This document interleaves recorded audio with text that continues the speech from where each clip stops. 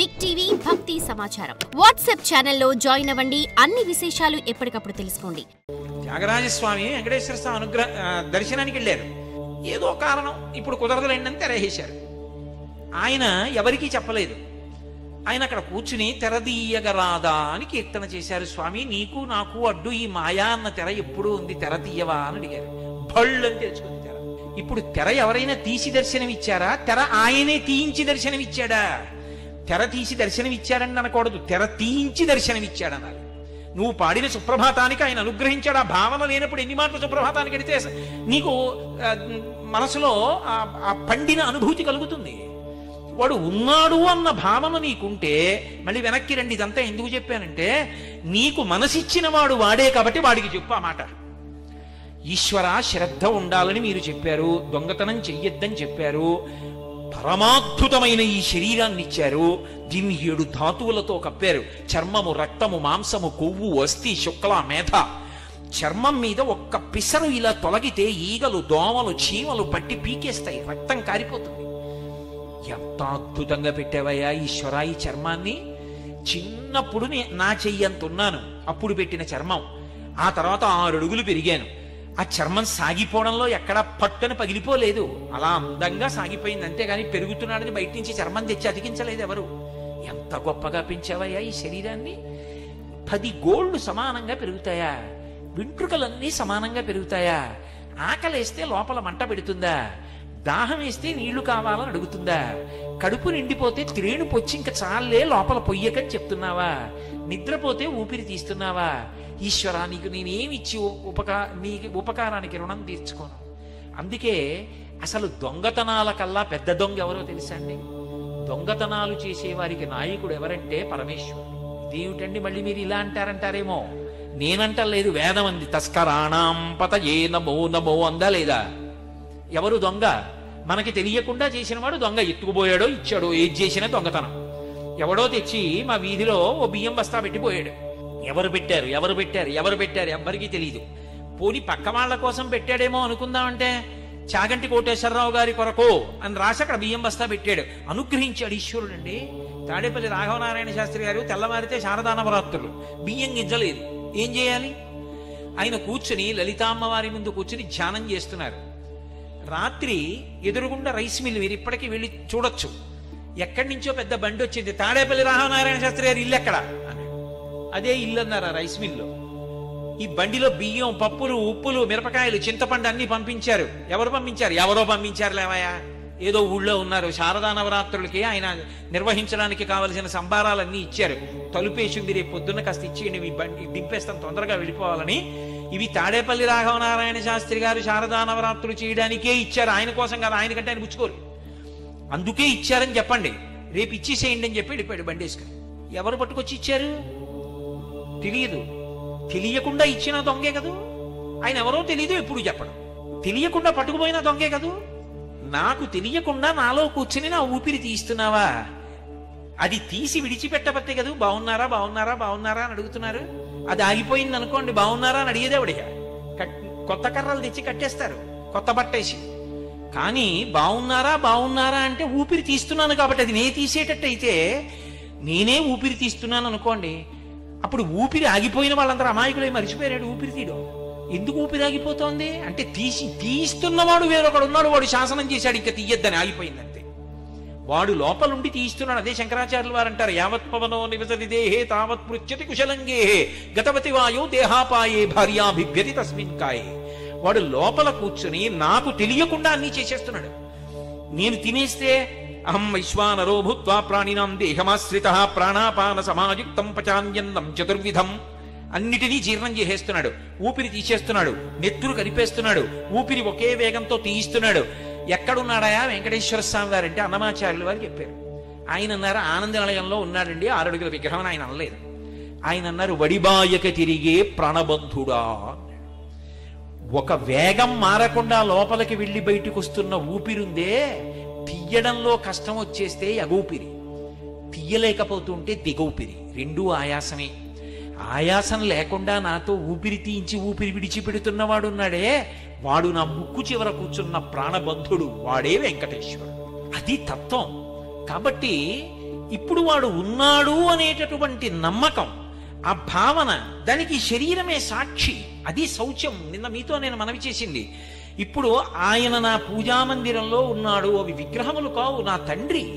ఆయన అలా విరాజమానుడై ఉన్నాడు, ఉండి నన్ను అనుగ్రహిస్తున్నాడు. అందుకే మా ఇంట్లో కుర్చీలు ఉంటాయి, ఎవరైనా వస్తే కూర్చోడానికి. సింహాసనం ఒక్కటే ఉంది పూజ గదిలో. సింహాసనంలో మాత్రం ఎవరూ కూర్చోరు. ఎంత ఆత్మీయులు రానివ్వండి, సింహాసనంలో కూర్చోండి నేను కూర్చోబెట్టను. సింహాసనంలో కూర్చునేది నా ఇంటి పరిపాలకుడు, నా స్వామి కూర్చుంటాడు. ఆయన నాకు పరిపాలకుడు. నేనిక్కడ కూర్చుని ఉపన్యాసం చెప్తుంటే నాకు జ్ఞాపకం వచ్చేటట్టు చేస్తూ, నా చేత మాట్లాడిస్తూ, నా వాక్కుకి ఇటువంటి శక్తినిచ్చి, నాతో మాట్లాడించి, నా ఆరోగ్యాన్ని నిలబెట్టి, ఇక్కడికి వస్తే నాకు పట్టెడు అన్నం వేళ పట్టున దొరికేటట్టు చేసి, నా ఇంట నేను ఏ పార్వతీ పరమేశ్వరుల్ని కొలుస్తున్నానో ఆ పార్వతీ పరమేశ్వరులే ఇక్కడ శివకుమారు భార్యగా ఉన్నారు. ఉండి వేళ పట్టున నేను ఆలస్యంగా అన్నం తింటానేమో అని తొందరపడిపోయి పరుగెత్తి తీసుకొచ్చి ఆవిడ అన్నం పెడుతోంది. అయ్యో వీడు పై ఊరు ఎడుతున్నాడని నా తల్లి వెంటబడి అన్నం పెడుతోంది ఆ రూపంలో. పెట్టకపోతే ఈ ఉపన్యాసం ఎలా చెప్తాను? కాబట్టి వాళ్ళు పరిపాలకులు, నన్ను ఎప్పుడు నా యోగక్షేమాలు చూస్తూ ఉంటారు వాళ్ళిద్దరూ. వాళ్ళు ఉన్నారన్న నమ్మకం నాకుంటే, స్వామి నాకు ఈ దొంగ బుద్ధి పోవట్లేదయా, మళ్ళీ వెనక్కి రండి, నాకు ఈ దొంగ బుద్ధి పోవట్లేదు, నువ్విచ్చావు మనస్సు, నువ్విచ్చావు బుద్ధి, నువ్విచ్చావు శాస్త్రం, నువ్విచ్చావు గురువుని, కానీ పూనిక కలగట్లా, ఏదో దొంగతనం చేయాలనిపిస్తుంది. ఏమిటో ఈ పిచ్చి నాకు అర్థం కాదు, తెలుసు అది చేస్తే పాడైపోతానని, కానీ చేయకుండా ఉండలేకపోతున్నాను. ఈశ్వర నాకు ఈ దొంగ బుద్ధి పోగొట్టవయ్యా అని మనసు విప్పి వాడితో మాట్లాడాలి. అలా మాట్లాడితే మీ బలహీనతని వాడికి చెప్తే శరణాగతి చేశారంటారు. అది శరణాగతి. నయ్యితి నయ్యితి నయ్యితి అన్న సాధనా మార్గం ఎక్కడికి వెడుతుందో శరణాగతి మార్గం అక్కడికే వెడుతుంది. అందుకే శరణాగతి అంత తేలిక కాదు. ఈశ్వరుడితో బలహీనత చెప్తారు, చెప్తే శరణాగతి అవుతుంది. అందుకే చూడండి, ధూర్జటి చెప్తాడు పరమశివుడితోటి, తమకంబొప్ప పరంగనాజనుల పరద్రవ్యంబులన్ మృత్యులింగ మహోద్యోగము చేయునెం మనము, దానింబట్టి వైరగ్య పాశంబులం చుట్టి బిగించి నీ చరణస్తంభంబునన్ కట్టివైచి ముదంబెన్నడు కల్గజేయగదవో శ్రీకాళహస్తీశ్వర అన్నాడు. దొంగతనం మీదే మాట్లాడాడు. ఈశ్వర నా మనసు ఒక పెద్ద దొంగ, నువ్వు పరిపాలకుడు. ఇందాక ఓ మాట అన్నాను కదా, ఆయన దొంగ అన్నాను కదూ. ఆయన దొంగ అని ఎందుకన్నానంటే తెలియకుండా ఉపకారం చేస్తున్నాడు కదూ. ఇన్ని ఉపకారాలు చేస్తున్న వాడిని చూడాలనిపించదండి? ఎవడో జీవితంలో ఏమండి మీకు పాపం రైల్లో పెడితే అలిసిపోతారని విమానం టికెట్ పంపించారండి, దీని మీద ఎవరు పంపించారండి అంటే, ఎవరో బెంగళూరులో ఫలానా ఆయన్ని రైల్లో రావద్దని చెప్పండి, విమానంలో రమ్మనండి అని టికెట్ పంపించారండి అన్నారనుకోండి, నేను బెంగళూరు రాగానే ఏమంటాను? ఎవరండి అంత ప్రేమగా నాకు ఆ టికెట్ పంపించారు, ఎవరండి ఆయన? ఈయనేనండి అంటే పరమ ప్రేమతో, అయ్యా ఎంత ప్రేమ మీకు నా మీద అని అంటానా? అన్నా. ఒక్క ఉపకారానికి ఆయన్ని చూస్తే నేను అంత సంతోషపడిపోతే, ఇన్ని ఉపకారాలు నిరంతరం చేస్తున్న భగవంతుడు కనపడకుండా ఉంటే దొంగలా, కనపడాలని నేను కోరుకుని పరిగెడితే తప్పుందా? వాడు ఎక్కడ దొరుకుతాడు? ఇక్కడ దొరకడు. పైన ఎక్కడ దొరుకుతాడు? ఇక పారిపోవడానికి అవకాశం లేకపోతే దొరుకుతాడు. నేను పరిగెడితే వాడు కనపడకుండా పరిగెడితే పరిగెత్తి ఎక్కడికెళ్ళి దాక్కోవాలి? ఏది కనపడితే అందులో దూరిపోతాడు. కాబట్టి ఆయన ఏం చేశాడు? గర్భాలయంలోకి దూరిపోయాడు. గర్భాలయానికి వెనక తలుపు ఉండదు. నేను వచ్చేసాడు. ఇప్పుడు ఆయన ఎక్కడికి పోతాడు? అలా నిల్చున్నాడు. ఇప్పుడు నేనన్నాను, దొంగ ఇన్ని ఉపకారాలు చేసి చూడాలనుకుంటే ఇక్కడ దొరికావా నాకు? గులు తిరిగిన దొంగ గూ గూ గూ, వాడు గుడిలోనే దాగేనే గూ గూ. అది అన్నమయ్య. ఎంత హర్షం! అబ్బా, ఇన్ని ఉపకారాలు చేస్తున్న వాడు ఇదిగో ఇక్కడ దొరికాడు. వీడు కనపడ్డం, జీర్ణం చేస్తున్నాడు, ఊపిరి తీయిస్తున్నాడు, శక్తినిస్తున్నాడు, మాట్లాడిస్తున్నాడు, కవిత్వం చేయిస్తున్నాడు, బిడ్డల్నిచ్చాడు, ఉద్యోగం ఇచ్చాడు, డబ్బు ఇచ్చాడు. కనపడడే? ఇన్నాళ్ళకి కనపడ్డావయ్యా. ఎంత ఆనంద పారవస్యంతో కన్నుల వెంట నీళ్లు కారిపోతాయి. తస్కరాణం పతయే నమో నమో అంది యజుర్వేదం. అందుకే అటువంటి పరమేశ్వరుడు నీ ఎదురుగుండా ఉండగా వాడికి చెప్పు నీ మనసుని సంస్కరించమని. అందుకు చెప్పాడు ధూర్జటి, తమకంబొప్ప పరంగనాజనుల పరద్రవ్యంబులన్ మృత్యులింగ మహోద్యోగము చేయునెమ్మనము.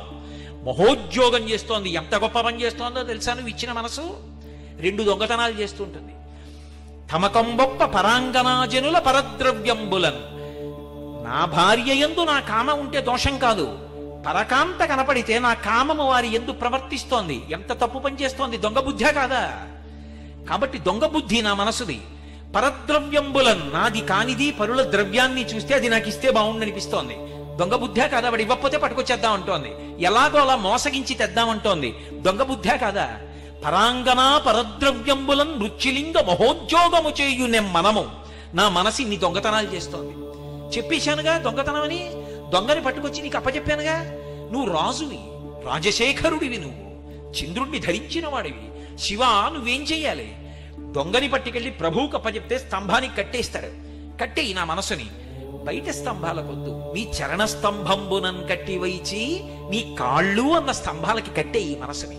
నీ చరణ స్తంభంబునన్ కట్టి వేస్తే ఈ దొంగ బుద్ధి పోతుంది.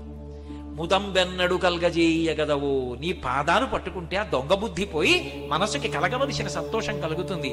ముదంబెన్నడు కల్గజేయగదవో శ్రీకాళహస్తీశ్వర. ఎవరికి చెప్పాడు ఇప్పుడు దూర్జటి? ఊళ్ళో వాళ్ళకి చెప్పలేదు, కాళహస్తీశ్వరుడికి చెప్పాడు. దాపరికం లేకుండా చెప్పాడు. కాళహస్తీశ్వర శతకం ఏమి శతకం అంటే అది నిజంగా. రోషీరో యదు కామినీ జనుల తారుణ్యోరు సౌఖ్యంబులన్ బాసీబాయద పుత్ర మిత్రధన సంపద్భ్రాంతి వంచాలతల్ కోశీకోయదు నామనంబకట నీకున్ ప్రీతిగా సత్క్రియలు చేసి చేయదు దీని తుళ్ళనచవే శ్రీకాళహస్తీశ్వర. కాసేపు మంచి బుద్ధి పొందినట్టుగా ఉంటుంది. ఏమిటి సౌఖ్యాలు, ఏమిటి స్త్రీ సౌఖ్యం, ఎన్ని మాటలు అనుభవించాను, ఏడే పిచ్చి అంటుంది. మళ్ళీ సిద్ధం. రోషీరోయదు కామినీ జనుల తారుణ్యోరు సౌఖ్యంబులన్ బాసీబాయత పుత్ర మిత్రధన సంపద్భ్రాంతి వంచాల తల్కోచీకోయదు. ఏం బిడ్డలంటుంది, మళ్ళీ తాపత్రం. ఏం డబ్బు అంటుంది, మళ్ళీ దొంగతనం కోసం సిద్ధం. ఏమిటయా ఈ మనసుని నేను అణచలేకపోతున్నాను. కాసేపు బాగుంటుంది, కాసేపు పాడైపోతుంది, ఎప్పుడు నన్ను ముంచేస్తుందో తెలియట్లేదు. కాబట్టి దీన్ని తుళ్ళనచవే శ్రీకాళహస్తీశ్వర. దీని తుళ్ళు, దీని అల్లరి అణిచి ఇచ్చినవాడి నువ్వు కాబట్టి నీ మాట వింటుంది. తొక్కిపెట్టు. ఇంకా దూర్జటి నా మనసుని నువ్వు కట్టన్నాడు. అసలు శంకరాచార్యులు వారు శివానంద లహరిలో చేసిన శ్లోకం పరమాద్భుతం. మా గురువు గారు అస్తమానం నాతో చెప్పుకో మురిసిపోతూ ఉంటారు. ఒరే, ఈ శ్లోకం భారతీ తీర్థ మహాస్వామి వారి దగ్గర చదివానురా, చదివితే ఇలా అన్నారా అంటే తప్పు చెప్పానేమో అని అనుకుని ఆగిపోయాను. ఆయన మళ్ళీ పిలిచి చెప్పమన్నారా, ఈ శ్లోకం మళ్ళీ గట్టిగా చెప్పాను. ఆయన పొంగిపోయి ఓ లోపల నుంచి శృంగేరి ఉత్తరీయం తెప్పించి నాకు కప్పించారా అని ఆయన ఇంటి గురించి కూడా అంత తాపత్రయపడరు. ఆ ఉత్తరీయం మాత్రం దాచుకుని అప్పుడప్పుడు చూపించి కళ్ళమ్మ నీళ్లు పెట్టి. అందుకే మీరు ఒకటి బాగా గమనించండి, అన్నిటికన్నా చాలా గొప్ప దానం ఏది అంటే ధర్మమునకు సంబంధించినటువంటి విషయములను లోకమునందు ప్రచారము చేయుట. మీరు ఇవాళ అన్నం పెట్టారనుకోండి, సాయంకాలానికి జీర్ణమైపోతుంది, మళ్ళీ ఆకలిస్తుంది. ఓ కంటికి శస్త్రచికిత్స చేయిస్తే కొన్నాళ్ళకి మళ్ళీ రెండో కంటిలో మసక ఏర్పడి శస్త్రచికిత్సకు సిద్ధం అవుతుంది. ఇవాళ జ్వరానికి ఔషధం ఇప్పిస్తే రేపు మళ్ళీ ఔషధాన్ని కోరుకుంటుంది. మీరు ధర్మం గురించి ఒక్క ప్రసంగం చేస్తే అధర్మ మార్గంలో వెడదామనుకున్నవాడు కూడా మానేస్తే వాడి వలన బాధపడవలసిన కొన్ని వందల మంది దాని నుంచి తప్పుకుంటారు. పైగా విని ఆచరించిన వాళ్ళందరూ ఉద్ధరణ పొందుతారు. అందుకే ప్రవచనానికన్నా ధర్మ ప్రచారం కన్నా గొప్పది లోకంలో ఇంకొకటి లేదు. అది ఆత్మోద్ధరణ హేతు. For more videos like this, subscribe Big TV channel.